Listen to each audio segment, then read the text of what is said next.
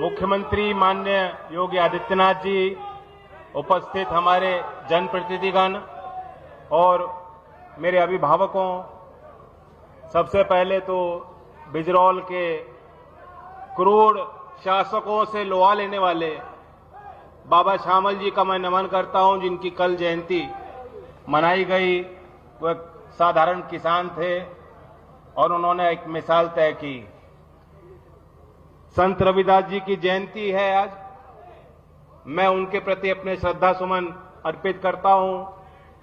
मेरी मनोकामना है कि उनके जो उपदेश, समाज में बराबरी के लिए जो उन्होंने संदेश समाज को दिया, वह आने वाली पीढ़ियां उन बातों को सजो के रखें और उनको अपने जीवन में व्यक्तिगत तौर से अपनाएं। ये मेरे लिए बहुत भावुक पल है।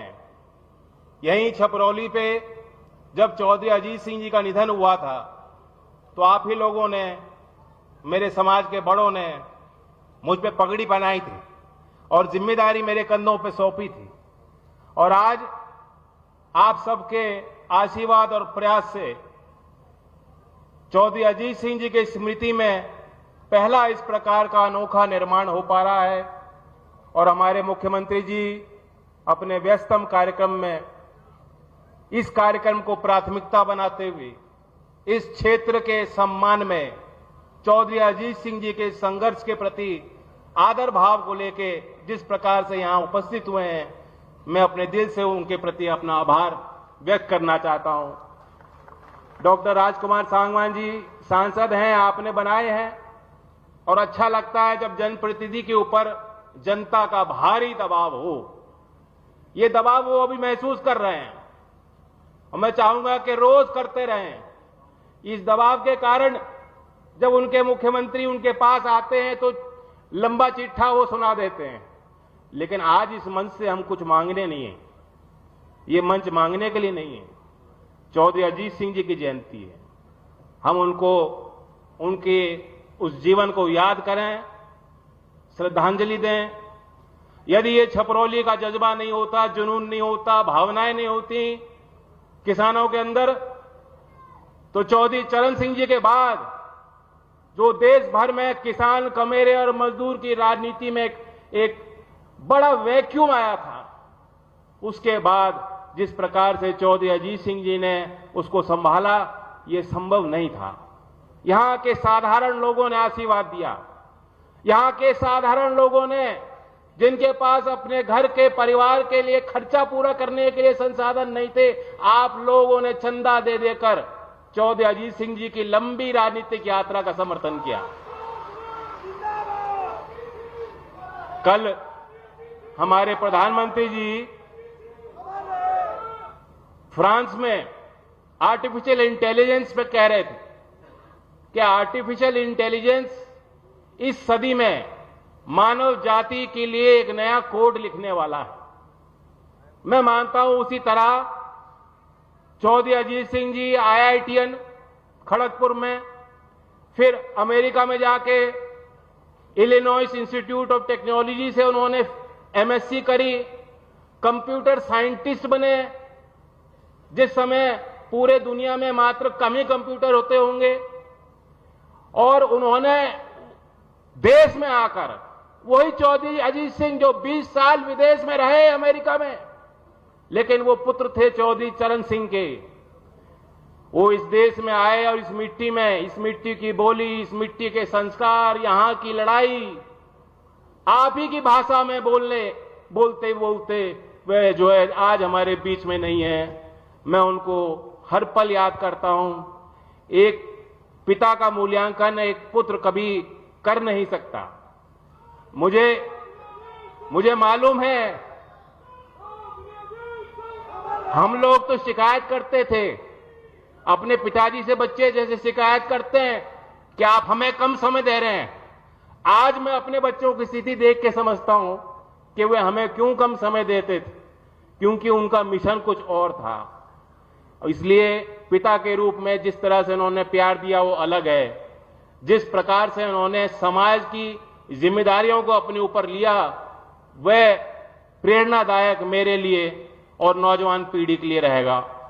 आधुनिक भाषा बोलने वाले दुनिया की उभरती तस्वीर समझने वाले और गांव की भाषा बोलने वाले, किसान के बीच बैठने वाले, किसान के दुख दर्द को और समस्या को समझने वाले, उस दौर में वो एक अनोखे राजनेता थे। मुझे यहां उनके कार्य को गिनाने की जरूरत नहीं, अनेक उदाहरण हैं, बल्कि जब मैं आपके बीच आता हूं आप ही मुझे बैठा के कुछ किस्सा उनके बारे में सुनाते हो। मैं ये जानता हूं जो उनके दूसरे जीवन के पहलू थे उस बारे में कुछ व्यक्तिगत आपको बता सकता हूं। मैं उनसे पूछता था कि कंप्यूटर साइंस आपने क्यों चूज किया। आईआईटी खड़गपुर के बारे में बताते थे कि कैंटीन बहुत खराब थी वो बताते थे कि उस समय कंप्यूटर जितना बड़ा एक कमरा होता उतना बड़ा कंप्यूटर होता था। आज ये नौजवान जानते हैं कि छोटी छोटी चिप आ रही हैं। हमारे देश में पूना में सीडैक में दुनिया में 75वें स्थान पे जो जितने सर्वश्रेष्ठ सुपर कंप्यूटर हैं हमारे देश में वो सुपर कंप्यूटर। नई टेक्नोलॉजी में देश आज बहुत बड़ी उपलब्धियां हासिल कर रहा है, लेकिन वो जमाना अलग था। चौधरी अजीत सिंह जी का काम मालूम क्या था? जब वो कंप्यूटर साइंटिस्ट थे उनका काम था वो एक पर्ची डलती थी मशीन में, उसमें छेद होते थे, उस कोड के हिसाब से जो है कंप्यूटर कंप्यूटिंग करता था। वो आईबीएम में कार्यरत थे और आईबीएम में उनकी जिम्मेदारी थी एज कंप्यूटर साइंटिस्ट उस कोड को देखना, परखना, पहचानना। अगर कोड में कमी होती थी तो वो विशेषज्ञ तौर पे बुलाए जाते थे, भेजे जाते थे कि कोड में देखो कहां सुधार करना है। लाइन बाय लाइन देख के वो चिन्हित करते थे, यहां गड़बड़ी है उसमें, फिर ठीक करते थे। तो कंप्यूटर का कोड सुधारने वाले अमेरिका में यहां आए और समाज में कैसे सुधार हो सकता है, कैसे व्यापक स्तर पर परिवर्तन हो सकते हैं, वो कार्य उन्होंने अपने ऊपर लिया। इसलिए जैसे प्रधानमंत्री जी कहते हैं कि एआई ने अब समाज के लिए कोड लिखना है, ग्रामीण समाज के लिए एक कोड लिखने वाले चौधरी अजीत सिंह जी थे। आज भी क्योंकि ये बहुत बड़ा पैदावार गन्ने का होता है, लोग उदाहरण देते हैं। यहां जो क्रय शक्ति है लोगों के अंदर, जो लड़ने का सामर्थ्य है, वो उस कारण से है कि यहां जो उद्योग लग गए। आगे भी बहुत आवश्यकता होंगी और यहां के किसान मेहनती बहुत हैं। इन किसानों के लिए हम सबको मिलकर और काम करने की जरूरत है। मैं तो समझता हूं कि योगी जी क्योंकि अध्यात्म को समझने वाले और विचार करने वाले एक व्यक्ति, और वे इस बात को जानते हैं कि किसान जो अन्न पैदा करता है वो भी अन्नदाता भगवान का ही रूप होता है। इसलिए मैं मानता हूं कि किसान के किसी विषय पे जब कोई भी मसौदा मुख्यमंत्री जी के स्तर पे पहुंचता है तो उनकी कलम अपने आप चल पड़ती है, वो रुक नहीं सकती। और इसलिए मुझे विश्वास है सरकार पहले ही बेहतर काम कर रही है, लेकिन कुछ लोग हैं विपक्ष का अपना काम, वो अपना काम निभाते हैं, लेकिन उनके अंदर एक नकारात्मक सी भावना बैठ गई है। आपको भी धीमे धीमे समझ में आ रहा है, मुझे तो समझ में आ ही लिया था, तभी मैं अलग हो गया था। कल अखिलेश जी बोल रहे थे संसद में, वो ये चाहते हैं कि कोई उनको 144 साल गिनाए तब वो मानेंगे कि महाकुंभ हो रहा है। संत रविदास जी ने कहा था कि जो मन में पवित्र भावना रखेगा तब पुण्य कमाएगा। जब मन है चंगा तो कटौती में गंगा, ये कहावत भी संत रविदास जी के बहुचर्चित एक घटना पे आधारित है कि बहुत लोग गंगा स्नान पे जा रहे थे और संत रविदास जी के चाहने वालों ने कहा कि हम भी, आप भी क्यों ना डुबकी लगाएं। उन्होंने कहा कि अब मेरा मन वहां नहीं रहेगा, मेरा मन यहां है, मुझे पुण्य नहीं मिल सकता। तो मन साफ रहना चाहिए और जो आप कार्य कर रहे हैं दिल साफ करके, पूरा दिल लगा के कार्य कीजिए। आज विपक्ष के नेता दिखावे की 1000 डुबकी लगा लें, लेकिन जब कोई इस तरह का बयान देता है ये बात साफ दर्शाई जाती है कि उनका मन, उनका हृदय साफ नहीं है। जब प्रधानमंत्री जी कहते हैं कि हमें देश को विकसित बनाना है, गुलामी के दिन भूल जाइए, आज नए संभावनाओं का भारत बन रहा है। जितने विपक्ष के नेता हैं, मैं तो देखता हूं संसद में ताली नहीं बजाई जाती, चेहरे पे मुस्कुराहट नहीं आती। और यहां जितने लोग हैं जिन्होंने गुर्बत देखी है, गरीबी खुद महसूस की है, संघर्ष का जीवन बिताया है और आज भी संघर्ष करते हैं, जब इन्हें कोई कहता है कि आज नहीं तो कल, अभी हमारा विकासशील देश है लेकिन दुनिया के अव्वल देशों में हमारे देश की गिनती होगी और विकसित भारत बनेगा, तो सबके चेहरे पे अपने आप मुस्कुराहट आती है। ये राष्ट्र के प्रति भावना होनी चाहिए। आज प्रतिपक्ष के नेता, उनके बोल हैं, आपने गौर किया हो क्या कहते हैं? हमारी लड़ाई, हमारे दल की लड़ाई सत्ता हासिल करने के लिए नहीं है, हमें तो स्टेट के खिलाफ लड़ना है। यानी कांग्रेस पार्टी के नेता ये कह रहे हैं कि हमें सत्ता हासिल करने की हमारी लड़ाई नहीं है, हमें तो शायद करना पड़े तो राष्ट्र के खिलाफ लड़ना, ये उनके बोल है। तो इन नकारात्मक बातों से हमें दूर रहना है और लोगों को बचा के रखना है। आज यूपी तेजी से प्रगति कर रहा है। मैं कल का ही एक वाकया आपको बताना चाहता हूं। बहुत चीजें तो दिखाई देती हैं, सरकारी घोषणा होती है, आज बड़े पैमाने पर यहां से लोकार्पण होने जा रहा है। यह भी चौधरी अजीत सिंह जी का सम्मान है और आपका सम्मान है कि क्षेत्र धरती पे आके मुख्यमंत्री पूरे प्रदेश की योजनाओं पे मुहर लगा रहे हैं। बहुत चीजें पर्दे के पीछे होती हैं। किसी भी चीज को परिपक्व बनाने में बहुत तैयारी चाहिए, मेहनत करनी पड़ती है। और ये भी देखिए कि उत्तर प्रदेश कहां से आ रहा है। 2020-21 में ये देश में डेटा सेंटर की पॉलिसी बनी। इसके पहले डेटा सेंटर क्या होता है शायद यूपी के किसी नेता को मालूम ही नहीं थी, किसी अधिकारी ने कोई तैयारी नहीं की थी। और उस नीति के तहत हमने ये लक्ष्य रखा है कि 30,000 करोड़ रुपए का निवेश उत्तर प्रदेश की धरती पे होगा, डेटा सेंटर स्थापित होंगे। तभी जो नई टेक्नोलॉजी की बात हो रही है, कल विदेश में प्रधानमंत्री जो आर्टिफिशियल इंटेलिजेंस की बात जिन्होंने कही है, वो तब संभव है अगर डेटा सेंटर की टेक्नोलॉजी हमारे देश में और हमारे प्रदेश में आएगी। उसी तरह सेमीकंडक्टर की पॉलिसी 2024 में पूरे देश में जितने राज्यों के शुरुआत की, उत्तर प्रदेश ने सबसे पहले शुरुआत करते हुए सेमीकंडक्टर की पॉलिसी तैयार की और कैबिनेट ने 30,700 करोड़ की परियोजनाओं पे मोहर लगा दी कि ये निवेश होने वाला है, सेमीकंडक्टर के मैन्युफैक्चरिंग के प्लांट हमारे प्रदेश की धरती पे लगने वाले हैं। इससे पहले कोई सोच नहीं सकता। तो हम कहां से चल के आ रहे हैं? एमआरओ की प्रदेश में कोई टेक्नोलॉजी नहीं थी, कोई पॉलिसी नहीं थी। एमआरओ की पॉलिसी भी जब योगी जी मुख्यमंत्री बने हैं, इनकी सरकार लाई है, इससे पहले किसी सरकार ने नहीं सोचा कि एमआरओ हमारे प्रदेश में होने चाहिए। कल बेंगलोर में एयर शो में मैं था, अब मुझे कितनी प्रसन्नता हुई कि उत्तर प्रदेश की एक हाई लेवल टीम अधिकारियों की वहां मौजूद थी। एशिया में होने वाला सबसे बड़ा एविएशन का इवेंट है जो भारत की धरती पे हो रहा है, एरो इंडिया 2025। और यूपी के अधिकारी वहां जितनी बड़ी कंपनियां थी उनके साथ बैठक ले रहे थे कि कैसे हम उत्तर प्रदेश की धरती पे वो निवेश करें और हमारे नौजवानों के लिए रोजगार के नए संसाधन हम तैयार करें, संभावना तैयार करें।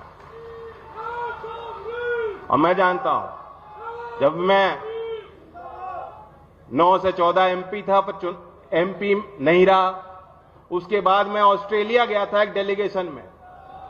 कई सांसद थे, उसमें कुछ दक्षिण भारत के सांसद थे और मैं अकेला नॉन एमपी था।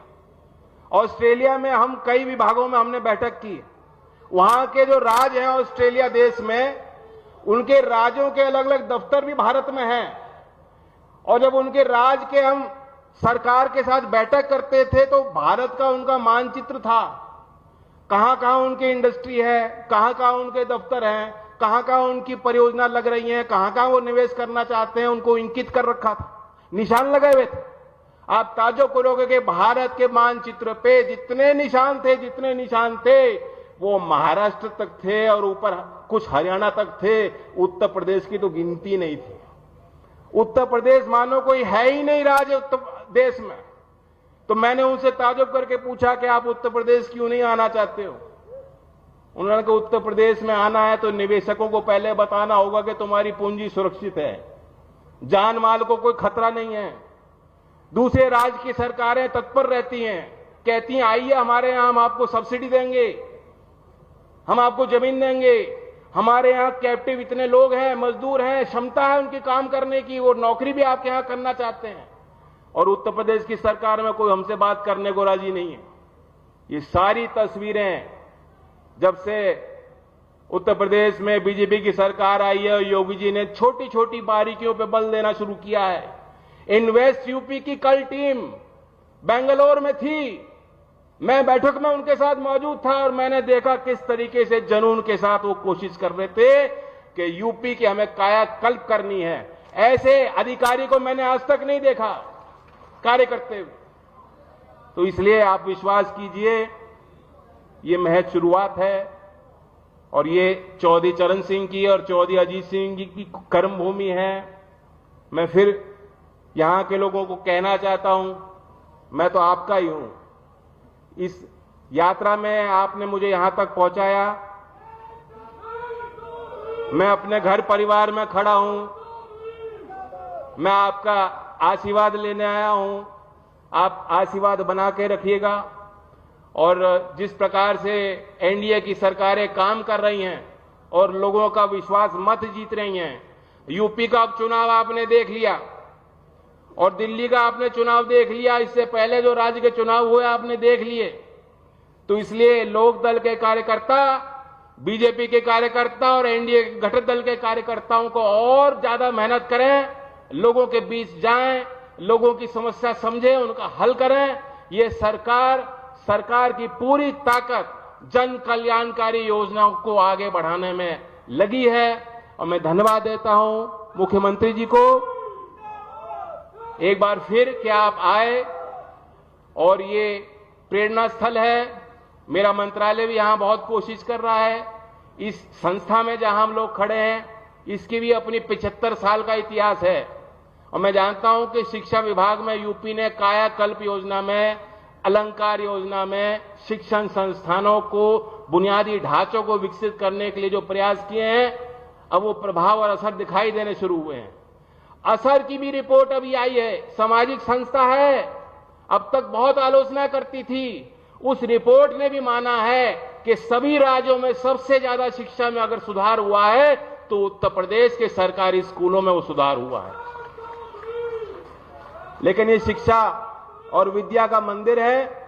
मैं मांगने तो नहीं खड़ा हुआ हूं, लेकिन मेरा भी विभाग है, मेरी भी जिम्मेदारी है और हम भी हाथ बटाएंगे और मैं चाहूंगा कि मुख्यमंत्री जी भी इस संस्था पे भी अपनी नजर रखें, अपना संरक्षण दें। इस संस्था में चौधरी चरण सिंह जी का हमेशा ध्यान रहता था, चौधरी अजीत सिंह जी का रहा, मेरी भी यहां निधि लग रही है। जितने जनप्रतिनिधि हैं उनकी कोशिश रहती है, क्योंकि इस संस्था में बहुत प्रतिभाएं यहां से जुड़ी हुई हैं। और मेरी मुख्यमंत्री जी से संदर्भ में बात भी हुई है, बागपत के लिए बड़ी बड़ी परियोजनाएं हैं और वे खुद बताएंगे आपको। मैं भी उत्सुक हूं उनका संदेश लेने के लिए। चौधरी अजीत सिंह जी से जो उन्होंने प्रेरणा ली, व्यक्तिगत तौर से उन्होंने उनको देखा, संसद भवन में उनके साथ कई घटनाएं हैं, वे वर्णन करेंगे। मैं फिर एक बार दोबारा अपने परिवारजनों को धन्यवाद देता हूं। जय हिंद, जय भारत।